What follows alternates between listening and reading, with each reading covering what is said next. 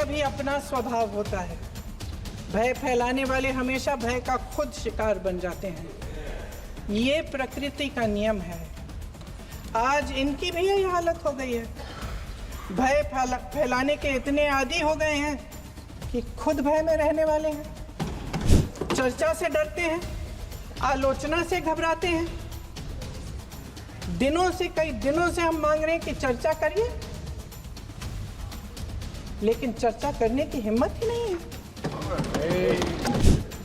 राजा भेष बदलकर बाजार में आलोचना सुनने जाता था। ये सुनने जाता था कि प्रजा मेरे बारे में क्या कह रही है, मैं सही रास्ते पे चल रहा हूं कि नहीं।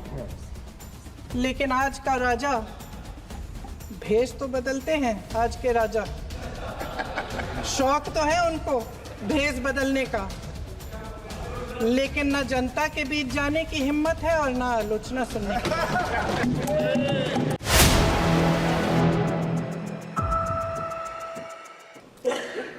हमारा संविधान इंसाफ, उम्मीद, अभिव्यक्ति और आकांक्षा की वो ज्योत है जो हर हिंदुस्तानी के दिल में जलती है।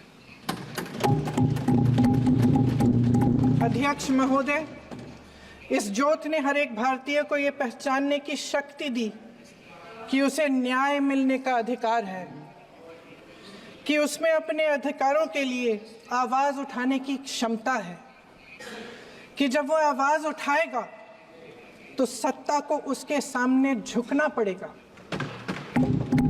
इस संविधान ने हर एक देशवासी को ये अधिकार दिया कि वो सरकार बना भी सकता है और सरकार बदल भी सकता है। ये ज्योत जो हर हिंदुस्तानी के दिल में जलती है, उसने हर हिंदुस्तानी को ये विश्वास दिया कि देश की संपत्ति में, देश की दौलत में, संसाधनों में उसका भी हिस्सा है, कि उसे एक सुरक्षित भविष्य की उम्मीद का अधिकार है, कि देश बनाने में भी उसकी भागीदारी है। उम्मीद और आशा की ये ज्योत मैंने देश के कोने कोने में खुद देखी है। उन्नाव में मैं एक रेप पीड़िता के घर गई, उसे जलाकर मार डाला था। वो शायद 20-21 साल की होगी। हम सबके बच्चे हैं। हम सोच सकते हैं कि अगर हमारी बेटी के साथ बार बार बलात्कार हुआ और फिर जब वो अपनी लड़ाई लड़ने के लिए गई तो उसको जलाकर मार डाला गया होता तो हम पर क्या बीतती। मैं उस बच्ची के पिता से मिली। उसके खेत जलाए गए थे, उसके भाइयों को पीटा गया था, उसके पिता को बाहर से, घर के बाहर घसीट कर मारा गया था। उस पिता ने मुझे बताया कि बेटी, मुझे न्याय चाहिए। मेरी बेटी अपने एफआईआर को दर्ज करने के लिए जब जिले में गई तो उसको मना किया गया। अगले जिले में जाना पड़ा उसे। वो रोज सुबह 6 बजे उठकर तैयार होकर अकेली अपने मुकदमे को लड़ने के लिए अगले जिले में ट्रेन से जाती थी। उसके पिता ने मुझे कहा कि मैंने उससे कहा, बेटी अकेले मत जाओ, छोड़ दो ये लड़ाई। लेकिन उसकी बेटी ने उसको जवाब दिया कि नहीं पिताजी, मैं अकेली जाऊंगी, मैं लड़ूंगी, ये मेरी लड़ाई है, मैं इसको लड़ूंगी। ये लड़ने की क्षमता, ये हिम्मत उस लड़की को और करोड़ों भारत की नारियों को हमारे संविधान ने दी। आगरा में मैं अरुण वाल्मीकि के घर गई। अरुण वाल्मीकि पुलिस स्टेशन में काम करता था, सफाई का काम करता था। आप सोच सकते हैं हमारी तरह उसका भी परिवार था। नई नई शादी हुई थी, 2-3 महीनों का बच्चा था। पुलिस स्टेशन में चोरी हो गई। चोरी का इल्जाम उस पर लगाया गया। उसके पूरे परिवार को उठाकर पुलिस स्टेशन में ले गए। आप हंस रहे हैं, लेकिन ये गंभीर बात है। और क्या गंभीर बात। हंसेंगे? शर्म करो। शर्म। अरुण वाल्मीकि को पीट पीट के मार डाला, उसकी बीवी को पीटा, उसके पिता के नाखून निकाले, उसके पूरे परिवार को पीटा गया। जब मैं उस जवान महिला से मिलने गई जो अभी अभी विधवा हुई थी, तो उसने मुझे कहा कि दीदी हमें सिर्फ एक चीज़ चाहिए, हमें न्याय चाहिए और हम इस न्याय के लिए लड़ते रहेंगे चाहे कुछ भी हो जाए। ये हिम्मत उस महिला को हमारे संविधान ने दी।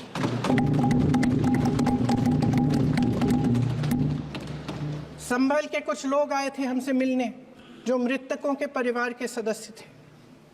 उसमें 2 बच्चे थे, अदनान और उजैर। आप सुनिए। उसमें 2 बच्चे थे, अदनान और उजैर। एक बच्चा मेरे बच्चे की उम्र का है, दूसरा उससे छोटा 17 साल का है। दर्जी के बेटे थे। दर्जी का एक ही सपना था कि वो अपने बेटों को पढ़ाएगा लिखाएगा, एक बेटा डॉक्टर बनेगा, एक बेटा भी सफल होगा दूसरा बेटा भी अपने जीवन में सफल होगा। उनके पिताजी हर रोज उनको स्कूल छोड़ते थे। उस दिन भी स्कूल छोड़ने के बाद अपनी दुकान में चले गए। उन्हें पता नहीं था कि विवाद हो रहा है। उन्होंने भीड़ देखी, घर आने की कोशिश की तो पुलिस ने गोली से मार डाला। वो 17 साल का बच्चा अदनान मुझसे कहता है, वो 17 साल का बच्चा अदनान मुझसे कहता है कि मैं बड़ा होकर डॉक्टर बन के दिखाऊंगा, मैं अपने पिता का सपना साकार करूंगा। ये सपना, ये आशा उसके दिल में हमारे संविधान ने डाली। अध्यक्ष महोदय, हमारे देश के करोड़ों देशवासियों के संघर्ष में, अपने अधिकारों की पहचान में, इनकी कठिन से कठिन परिस्थितियों से लड़ने की अपार हिम्मत में और देश से न्याय की अपेक्षा में हमारे संविधान की ज्योत जल रही है। मैंने हमारे संविधान की ज्योत को जलते हुए देखा है और इसके साथ साथ ये भी समझा है कि हमारा संविधान एक सुरक्षा कवच है, एक ऐसा सुरक्षा कवच है जो देशवासियों को सुरक्षित रखता है, न्याय का कवच है, एकता का कवच है और अभिव्यक्ति की आज़ादी का कवच है। दुख की बात यह है कि मेरे सत्ता पक्ष के साथी जो बहुत बड़ी बड़ी बातें करते हैं, इन्होंने इन 10 सालों में यह सुरक्षा कवच, सत्ता पक्ष के मेरे साथियों ने ये सुरक्षा कवच तोड़ने का पूरा प्रयास किया है। संविधान में सामाजिक, आर्थिक और राजनीतिक न्याय का वादा है।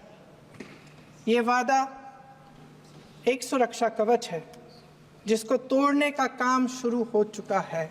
लैटरल एंट्री और निजीकरण के जरिए ये सरकार आरक्षण को कमजोर करने का काम कर रही है। अगर लोकसभा में ये नतीजे नहीं आए होते तो ये संविधान बदलने का काम भी शुरू कर लेते।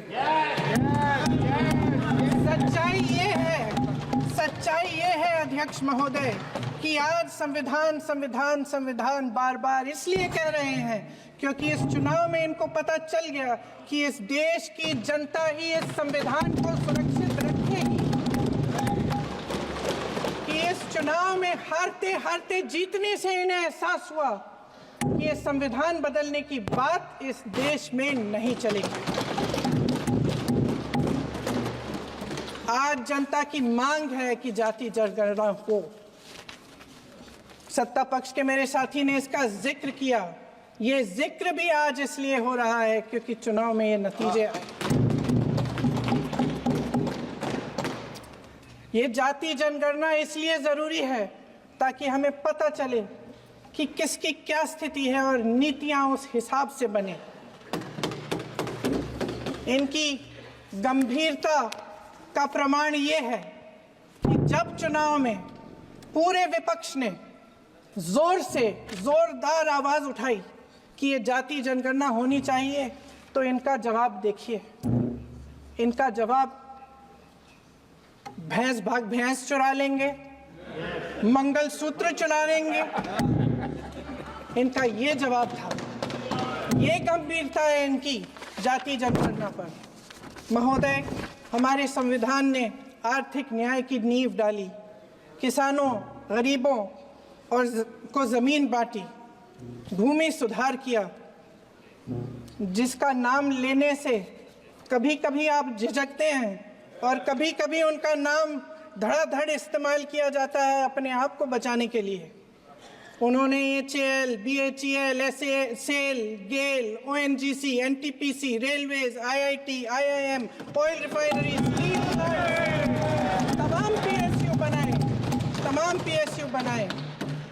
अध्यक्ष महोदय, उनका नाम पुस्तकों से मिटाया जा सकता है, उनका नाम भाषणों से मिटाया जा सकता है, लेकिन जो उनकी भूमिका रही इस देश की आज़ादी के लिए और इस देश के निर्माण के लिए, वो इस देश में से कभी मिटाया नहीं जा सकता। 75 सालों में जनता का भरोसा रहा कि नीतियाँ बनेंगी तो जनता की भलाई के लिए बनेंगी। जल जंगल जमीन का अधिकार मिला आदिवासी भाई बहनों को। इंदिरा जी ने बैंकों का राष्ट्रीयकरण करवाया, खदानों का राष्ट्रीयकरण कराया। कांग्रेस और यूपीए की सरकारों में शिक्षा का, भोजन का अधिकार मिला। 75 सालों में जनता का भरोसा मिला। पहले संसद चलती थी तो जनता की उम्मीद होती थी कि सरकार महंगाई और बेरोजगारी पर चर्चा करेगी, कोई उपाय निकालेगी, कोई रास्ता निकालेगी।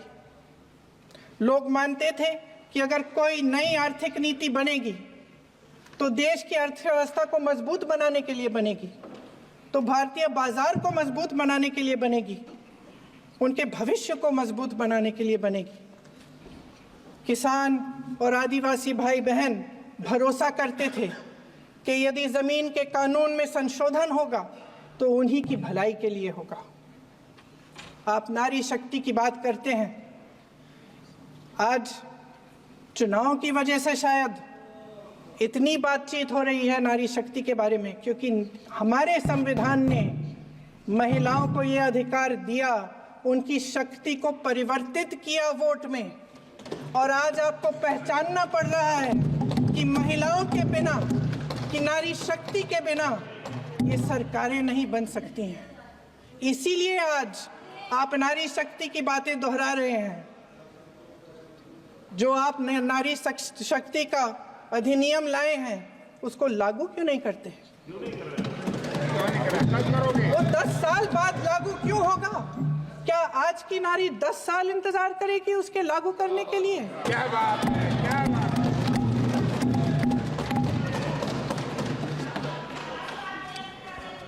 आज संसद में बैठे हुए सत्ता पक्ष के मेरे साथी ज्यादा से ज्यादा अतीत की बातें करते हैं।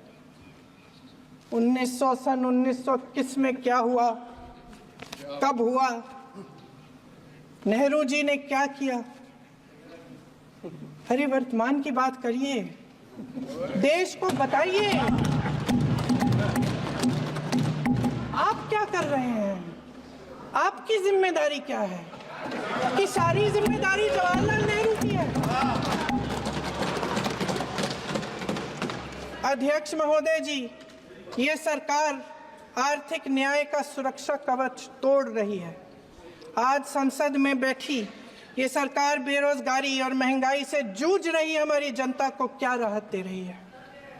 कृषि के कानून भी बड़े बड़े उद्योगपतियों के लिए बन रहे हैं। सही MSP को छोड़िए, DAP तक नहीं मिल रहा है।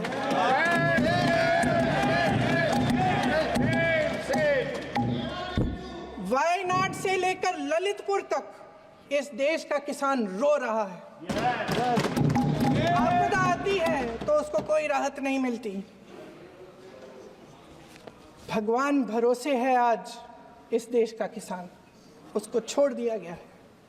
आज हिमाचल में देखिए, जितने भी कानून बने हैं वो सब बड़े बड़े उद्योगपतियों के लिए बन रहे हैं। हिमाचल में जो सेब उगता था, उसके जो छोटे छोटे किसान हैं वह रो रहे हैं, क्योंकि एक व्यक्ति के लिए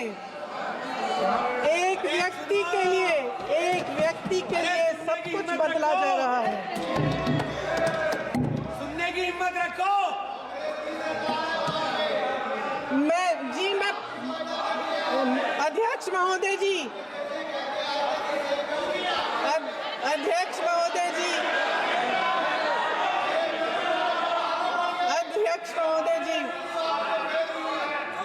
महोदय जी, अडानी जी को सारे कोल्ड स्टोरेज प्रदेश की सरकार ने नहीं दिए। अडानी जी को सारे कोल्ड स्टोरेज आपकी सरकार ने दिए हैं। देश देख रहा है कि एक व्यक्ति को बचाने के लिए 142 करोड़ देश की जनता को नकारा जा रहा है। सारे बिजनेस, सारे संसाधन, सारी दौलत, सारे मौके एक ही व्यक्ति को सौंपे जा रहे हैं। सारे बंदरगाह, एयरपोर्ट्स, सड़कें, रेलवे का काम, कारखाने, खदानें, सरकारी कंपनियां सिर्फ एक व्यक्ति को दी जा रही है। जनता के मन में हमेशा ये विश्वास होता था कि अगर कुछ नहीं है तो संविधान हमारी सुरक्षा करेगा, मगर आज आम लोगों के बीच ये धारणा बनती चली जा रही है कि सरकार सिर्फ अडानी जी के मुनाफे के लिए चल रही है। देश में बहुत तेजी से गैर बराबरी बढ़ रही है। जो गरीब है वो और गरीब हो रहा है, जो अमीर है वो और अमीर हो रहा है। इस सरकार ने आर्थिक न्याय की भी सुरक्षा कवच तोड़ दिया है। राजनीतिक न्याय की जब बात होती है, मेरे सत्ता पक्ष के साथी आज खड़े हुए और तमाम गिनती करने लग गए कि ऐसा हुआ वैसा हुआ, 1975 में जो हुआ। तो सीख लीजिए ना, आप भी सीख लीजिए। आप भी अपनी गलतियों के लिए माफी मांग लीजिए। आप भी बैलेट पे चुनाव कर लीजिए। दूध का दूध, पानी का पानी हो जाएगा। आप राजनीतिक न्याय की बात करते हैं, सरकारों को पैसों के बल पर गिरा देते हैं।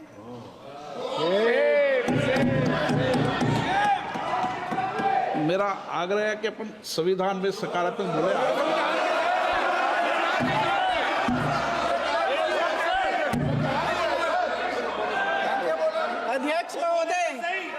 अध्यक्ष महोदय, सत्ता पक्ष के हमारे साथी ने एक उदाहरण दिया उत्तर प्रदेश की सरकार का, तो मैं भी एक उदाहरण दे देती हूँ महाराष्ट्र की सरकार का। मैं भी एक उदाहरण दे देती हूँ हिमाचल की सरकार को तोड़ने की कोशिश किसने की, पैसों के बल पे की, गोवा की सरकार। तमाम उदाहरण राजस्थान की। क्या ये सरकारें जनता ने नहीं चुनी थी? क्या संविधान इन पर लागू नहीं था? पूरी देश की जनता जानती है कि इनका हंसती है, जानती है कि इनके यहाँ तो वॉशिंग मशीन है।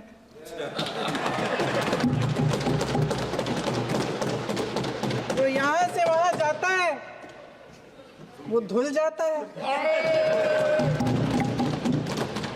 इस तरफ दाग, उस तरफ स्वच्छता। और मेरे कई ऐसे साथी हैं जो इस तरफ होते थे उस तरफ चले गए, मुझे दिख भी रहे हैं, वॉशिंग मशीन में शायद धुल गए हैं। अध्यक्ष महोदय, जहां भाईचारा और अपनापन होता था, जहां हमारे संविधान ने एकता का सुरक्षा कवच दिया था, वहां शक और घृणा के बीज बोए जा रहे हैं। एकता का सुरक्षा कवच तोड़ा जा रहा है। प्रधानमंत्री जी यहाँ सदन में संविधान को की किताब को यूं माथे से लगाते हैं, लेकिन संभल में, हाथरस में, मणिपुर में जब न्याय की गुहार आती है, उठती है, तो उनके माथे पे शिकन तक नहीं आता।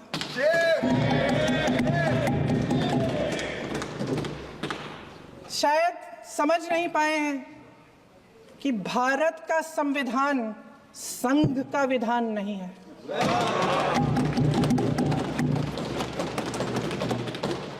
भारत के संविधान ने हमें एकता दी, हमें आपसी प्रेम दिया।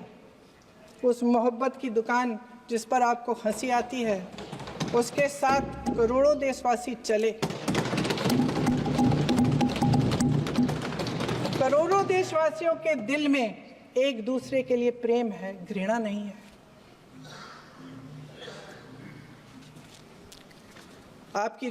इनकी जो विभाजनकारी नीतियां हैं, उसका नतीजा हम रोज देखते हैं। राजनीतिक फायदे के लिए संविधान को छोड़िए, देश की एकता को भी ये रख नहीं सकते, इसकी सुरक्षा नहीं कर सकते। हमने संभल में देखा, मणिपुर में देखा। दरअसल इनका कहना है कि अलग अलग इस देश के अलग अलग हिस्से हैं, कैमरा लेकिन हमारा संविधान कहता है कि ये देश एक है और ये देश एक रहेगा। जहां खुला विवाद होता था, अभिव्यक्ति का सुरक्षा कवच होता था, इन्होंने भय का माहौल पैदा किया है। सत्ता पक्ष के मेरे साथी अक्सर 75 सालों की बात करते हैं, लेकिन इन 75 सालों में ये उम्मीद, आशा, ये अभिव्यक्ति की ज्योति कभी थमी नहीं, कभी बुझी नहीं। इस देश की जनता ने खुलकर आलोचना की, निडर होकर धरने किए, प्रदर्शन किए। जब जब जनता नाराज हुई, तब तब सत्ता को ललकारा, उसे चेतावनी दी, बड़े से बड़े नेताओं को कटघरे में खड़ा किया, उनसे जवाब मांगा, न्याय मांगा। इस देश के छोटे छोटे से नुक्कड़ की दुकानों में, चाय की दुकानों में, इस देश के घरों में, गलियों में, मोहल्लों में, अखबारों में, प्रकाशन घरों में, न्यायपालिकाओं में चर्चा कभी बंद नहीं हुई। लेकिन आज ये माहौल नहीं है। आज जनता को सच बोलने से डराया जाता है, धमकाया जाता है। पत्रकार हो या विपक्ष का नेता हो या किसी यूनिवर्सिटी का प्रोफेसर हो, छात्र संघ हो या कर्मचारियों का संगठन हो, सबका मुंह बंद कराया जाता है। किसी पे ईडी, किसी पे सीबीआई, किसी पे इनकम टैक्स, फर्जी मुकदमे लगवाए जाते हैं, जेल में डाल दिया जाता है। विपक्षी नेताओं को जेल में डाल दिया जाता है, उनको सताया जाता है। किसी को नहीं छोड़ा इस सरकार ने। देशद्रोही कह के उत्तर प्रदेश में मुझे याद है कुछ अध्यापिकाएं प्रदर्शन कर रही थी, उन पर मुकदमा डाल दिया देशद्रोही का, उन्हें देशद्रोही कह दिया। इन्होंने देश का पूरा माहौल भय से भर दिया है। इनकी मीडिया की मशीन झूठ फैलाती है, तरह तरह के आरोप लगाती है, और शायद वह भी भय में ही है। महोदय, मैं इस सदन को याद दिलाना चाहती हूँ कि ऐसा डर का माहौल देश में अंग्रेजों के राज में था।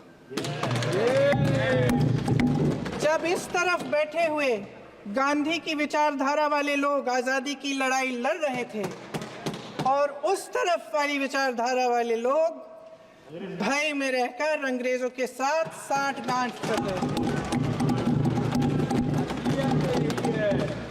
लेकिन अध्यक्ष महोदय, भय का भी अपना स्वभाव होता है।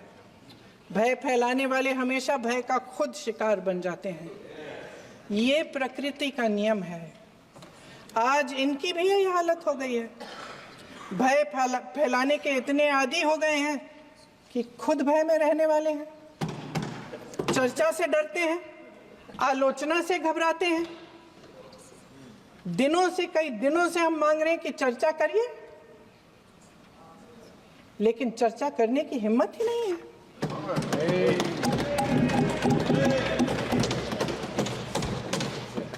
एक कहानी होती थी अध्यक्ष महोदय, शायद बचपन में आपने भी सुनी होगी। राजा भेष बदलकर बाजार में आलोचना सुनने जाता था। ये सुनने जाता था कि प्रजा मेरे बारे में क्या कह रही है, मैं सही रास्ते पे चल रहा हूं कि नहीं। लेकिन आज का राजा, भेष तो बदलते हैं आज के राजा, शौक तो है उनको भेष बदलने का, लेकिन ना जनता के बीच जाने की हिम्मत है और ना आलोचना सुनने की। महोदय, मैं तो सदन में नहीं हूं।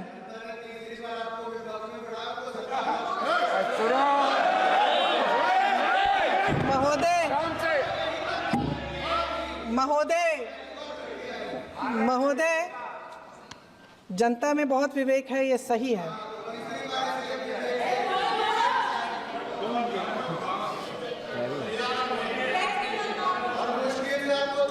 अच्छा महोदय, मैं सदन में नहीं हूँ, कुछ हाँ ठीक है, मैं सदन में नहीं हूँ, मात्र 15 दिनों से आ रही हूँ। लेकिन मुझे ताज्जुब होता है कि इन 15 दिनों में इतनी बड़े इश्यूज हैं, इतनी बड़ी बातें हैं, प्रधानमंत्री जी मात्र एक दिन के लिए, शायद 10 मिनट के लिए दिखे हैं सब।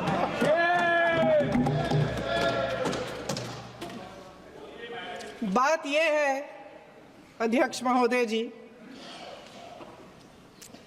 कि ये देश भय से नहीं, साहस और संघर्ष से बना है। इसको बनाने वाले देश के किसान, जवान, देश के करोड़ों मजदूर और गरीब जनता है। संविधान इनको साहस देता है। मेहनती मिडिल क्लास है और इस देश के जो करोड़ों देशवासी हैं, जो रोजाना भयंकर परिस्थितियों का सामना करते हैं, उनको साहस देता है। वायनाड में जो आपदा आई, उसमें एक छोटा लड़का था 17 साल का। 6 घंटों के लिए उसने अपनी माँ को बचाने की कोशिश की। 6 घंटों के लिए आप सोच सकते हैं कि अगर नदी की धारा बह रही है, नाराज है, आप अपनी माँ को पकड़े हो, 6 घंटों के लिए पकड़े रखते हो कि मेरी माँ बच जाएगी, और अंत में वो माँ भी बह जाती है। उस लड़के का साहस, उन महिलाओं का साहस जो पीड़ित हैं लेकिन फिर भी अपनी लड़ाई लड़ रहे हैं, उन संभल के बच्चों का साहस जिनके पिताजी अभी गुजर गए, लेकिन फिर भी उनके सपनों को साकार करने की हिम्मत है, उनका साहस है। वो साहस इस संविधान ने दिया है।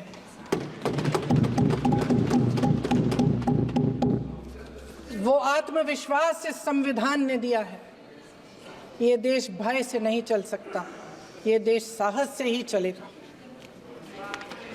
भय की भी सीमा होती है, और जब वो सीमा पार हो जाती है, जब किसी को इतना दबाया जाता है कि उसको लगने लगता है कि अब मेरे पास खोने के लिए कुछ नहीं है, तब उसमें एक ऐसी शक्ति पैदा होती है जिसके सामने कोई कायर खड़ा नहीं हो सकता। ये देश कायरों के हाथों में ज्यादा देर तक कभी नहीं रहा है। ये देश उठेगा, ये देश लड़ेगा, सत्य मांगेगा, सत्यमेव जयते। जय हिंद।